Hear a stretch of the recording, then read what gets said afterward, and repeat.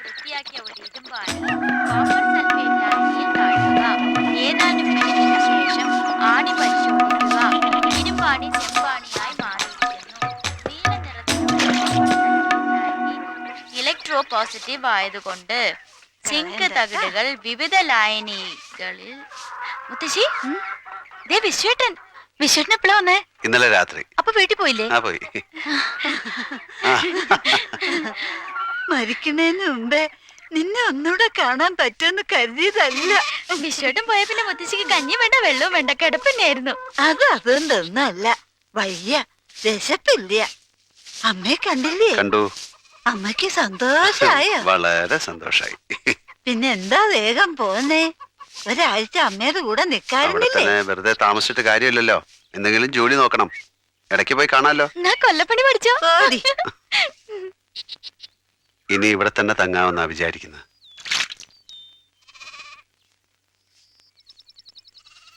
ഈ നാടൻ ഇഷ്ടപ്പെട്ടു തോന്നണോ? ഈ നാട് മാത്രമല്ല, നിങ്ങളെല്ലാവരും ഇഷ്ടായി. ഞങ്ങളുടെ ഭാഗ്യം. വിശ്വേട്ടനോട് ഉണ്ടാവുമ്പോ പലർക്കും ഒരു പേടിയുണ്ട്. മെനഞ്ഞാന്ന് രാത്രി ആ കുമാരൻ പിന്നെ വന്ന് ചീത്ത വിളിച്ചു. അതവന് കിട്ടിയത് പോരാഞ്ഞിട്ടാ. ഇനിയും തല്ലു കൂടിക്കണോ? അതൊന്നും സാരല്ല, അതങ്ങനെ കിടക്കും. അല്ല, ഒരു ചങ്ങാതി വന്നേണ്ടല്ലേ? അതെ. വിശ്വേട്ടന് ക്ലോസ് ഫ്രണ്ട് ആണോ? ആ, എന്താ ചോദിച്ചേ? ഒന്നുമില്ല, അവൾക്ക് ചന്തം പിടിച്ചിട്ടുണ്ടാവില്ല. ആണോ? എന്റെ കാര്യമാണല്ലോ പറയണത്. അല്ല, മോനും അവിടെ എന്റെ മോൻ ദാമുവിന്റെ വിവരം ഒന്നും കിട്ടിയില്ല അല്ലേ? ഇവൻ താമസം വേറെ അടുത്താ.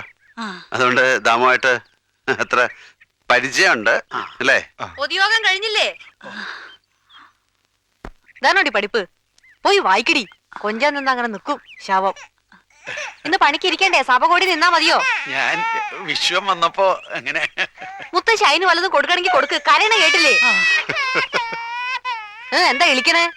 ഒന്നുമില്ല. ഇതാ രാക്കമ്മയുടെ മോളാണോടാ? മോളല്ല, അമ്മ. ആ,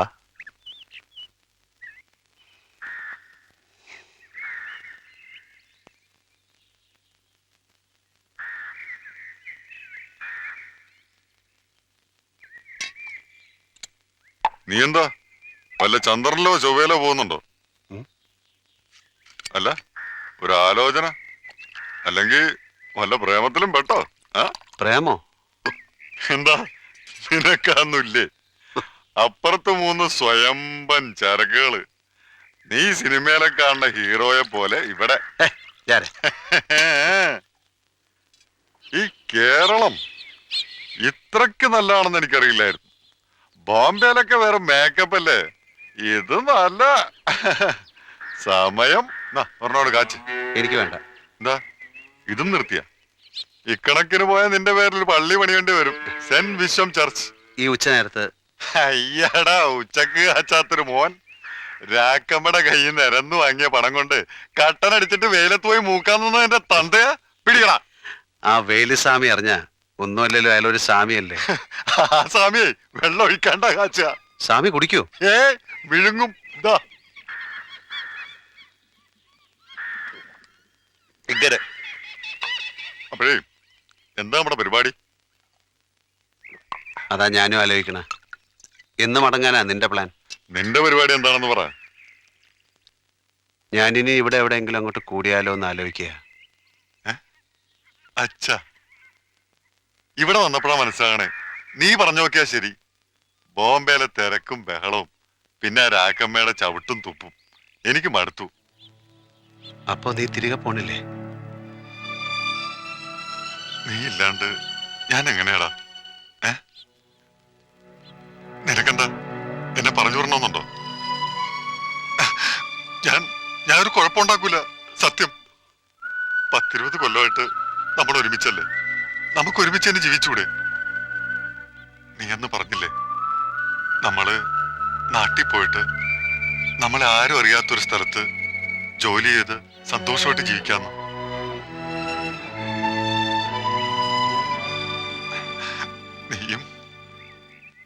നീയും എന്നെ പറ്റിക്ക.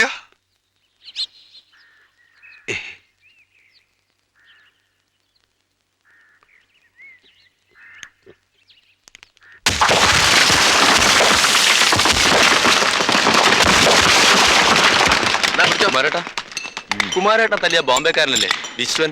അയാള് വന്നിട്ടുണ്ട്. എവിടെ? മുതലാളിയുടെ ഷെഡിലുണ്ട്. ഞാനിപ്പോ ചായ കൊണ്ട് കൊടുത്ത് വന്നേ ഉള്ളൂ.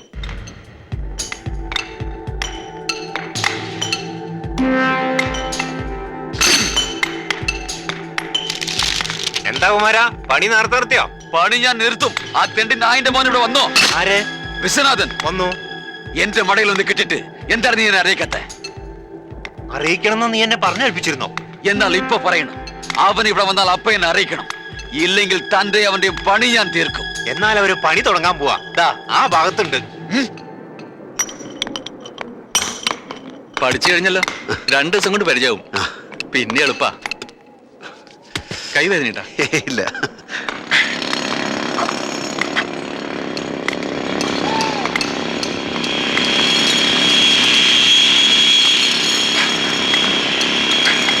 എന്തുപറ്റി? എനിക്ക് ഈ പണി പറ്റില്ല. മൂപ്പർക്ക് പരിചയമില്ലാത്തോണ്ടാ. പരിചയമുള്ള പണി ഇവിടെ ചെയ്യാൻ പറ്റില്ലല്ലോ. ഇങ്ങോട്ട് പറഞ്ഞാൽ നോക്കട്ടെ. പിടിക്ക്. കുമാരൻ പറഞ്ഞിട്ട്. കുമാരൻ പറഞ്ഞിട്ട്. ഇവനാണ് കുമാരനല്ലേ? ആ. അച്ഛാ, നല്ല തടി. ഇവനവിടെ കാച്ചാലോ?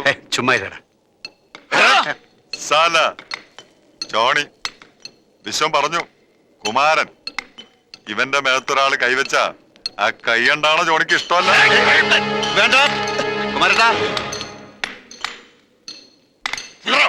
ചുമ്മാ ഇരിക്കേ. കുമാരട്ട വാ. വരാൻ. അതെ, അന്ന് നമ്മൾ തമ്മിൽ തല്ലിയതിന് ഒരു കാര്യവും കാരണമൊക്കെ ഉണ്ടായിരുന്നു. അത് അന്നത്തോടെ കഴിഞ്ഞു. ഇപ്പൊ ഞങ്ങൾ വന്നിരിക്കുന്നത് നിങ്ങളെ പോലെ പണിയെടുക്കാനാ. നമുക്ക് സന്തോഷമായിട്ട് ചങ്ങാതിമാരായിട്ട് കഴിയാം.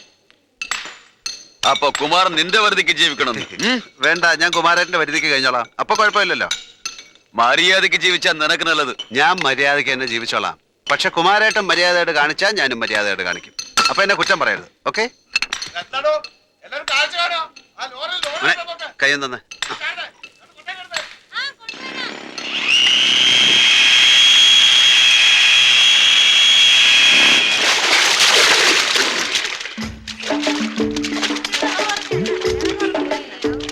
കുളി കഴിഞ്ഞപ്പോ ക്ഷീണം അങ്ങോട്ട് മാറി. ഒരാഴ്ച ഇത്തിരി മേലുവേദന ഉണ്ടാവും. പിന്നെ പ്രശ്നമില്ല. നീ കേറുന്നില്ലേ? നീ പോയിക്കോ, ഞാൻ കുറച്ച് കഴിഞ്ഞിട്ടേ ഉള്ളൂ. വെയിലുകൊണ്ട് മനുഷ്യൻ ഉരുകിപ്പോയി. ഒന്ന് തണുക്കട്ടെ. അധികം തണുക്കണ്ട. തണുത്താ ചിലപ്പോ നാട്ടുകാർ കൈ ചൂടാക്കും.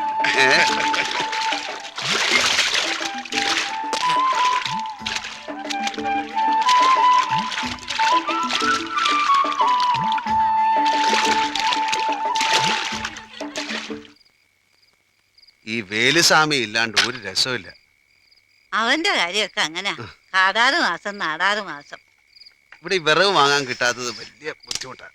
ഭാനുവിനോട് പറഞ്ഞാ മതി, അവളെ കാട്ടിൽ നിന്ന് കൊണ്ടുവന്ന് തരും.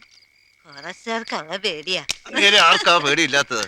അവളെ പേടിച്ചാരും ആ വഴി നടപ്പില്ല എന്ന് പണ്ടൊരു കവിത എഴുതിയത് മുത്തശ്ശിയുടെ ചെറുമോളെ കണ്ടിട്ടാ.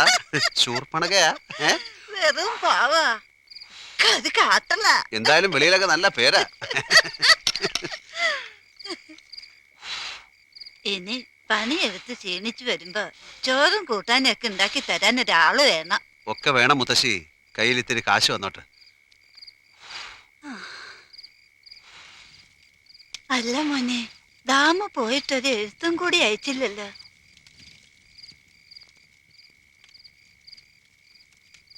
വരും. ചിലപ്പോ പണിയൊന്നും ശരിയായിട്ടുണ്ടാവില്ല. എന്തോ ആപത്ത് പറ്റി നിന്റെ ഉള്ളിലിരുന്ന് ആരോ പറയണ പോലെ. ഈശ്വരാ ഭഗവാനെ, ഇവൻ ഇത് എവിടെ പോയി കിടക്കുകയാണ്? എന്റെ കുട്ടിക്ക് ഒരു ആപത്ത് പറ്റല്ലേ. ചൊല്ലിക്ക് പിച്ച് ഞാനൊരു കാഴ്ച കണ്ടു മോനെ. ഈ കല്ലിലൊക്കെ കൊത്തിയെടുത്ത എങ്ങനെ ഇരിക്കും? ആരാ? ഒരൊറ്റ നോട്ടം ഞാൻ കണ്ടുള്ളൂ. കരിമ്പെന്ന് വെച്ച നല്ല പച്ച കരിമ്പിന്റെ ആരാടാ? നമ്മുടെ രാക്കമ്മയുടെ മോള് ബാനു.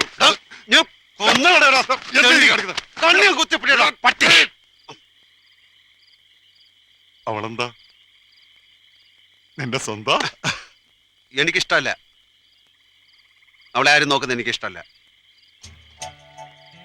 അരേ ആഷിഖ്, എടാ കള്ള കാമുക, വെറുതെ അല്ല നീ ഇവിടെ തന്നെ കുറ്റിയടിച്ചത്. അവള് കിടന്ന് തുള്ളുമ്പോ കരണക്കുറ്റി കിടന്ന് കൊടുക്കേണ്ടതിന് പകരം ഇളിച്ചോണ്ട് നിൽക്കണത് ഇതാണല്ലേ? ഇഷ്ക് ഇഷ്ക് ഇഷ്ക്. നീ വെറുതെ വേണ്ടാതെ അവളറിഞ്ഞ വെട്ടിയത് എന്റെ അമ്മ. അപ്പോൾ അറിഞ്ഞിട്ടില്ല, അറിയിക്കടാ. ചാരെ സാലേ.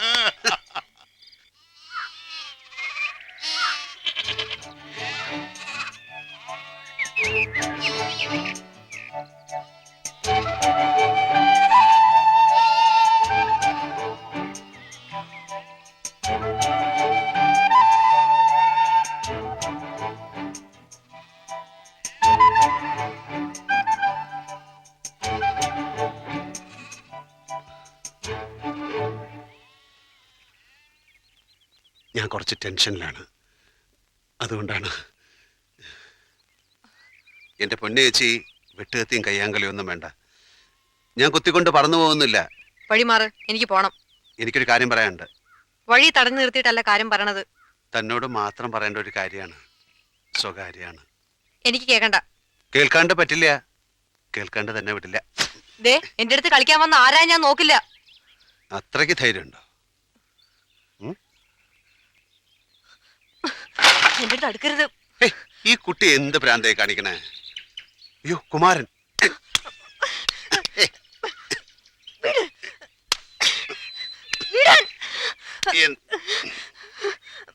വേണ്ട.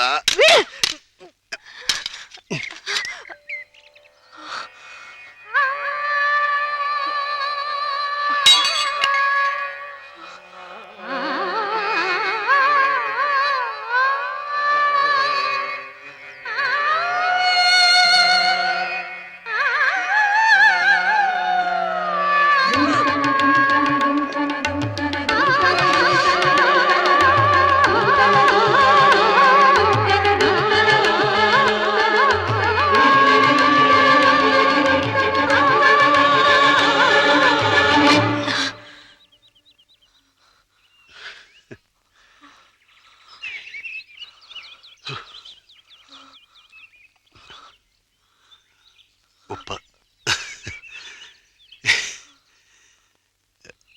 ഇനിയൊന്നും പറയാനില്ല. ഒരു നിമിഷമല്ല, ഈ ജീവിതകാലം മുഴുവൻ ഇങ്ങനെ നിർത്തണമെന്നുണ്ട്.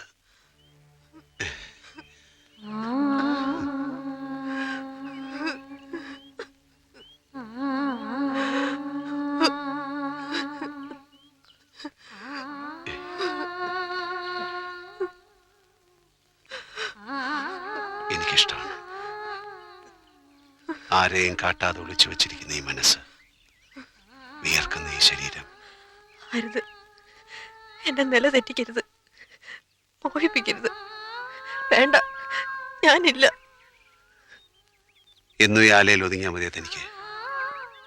എനിക്കതാ യോഗം, ഒരു കാവൽ പട്ടിയെ പോലെ.